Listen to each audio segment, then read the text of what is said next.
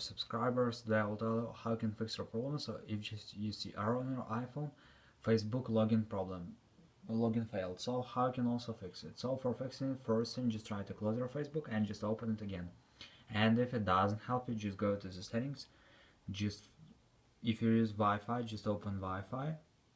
Just try to turn it off and turn on again. And if you use cellular data, just try to turn off and turn on again your cellular data. So after, you can try to go to the general, just scroll down, just tap on shutdown, select the power off, wait a second, and just power your phone again. So just simply restore your phone.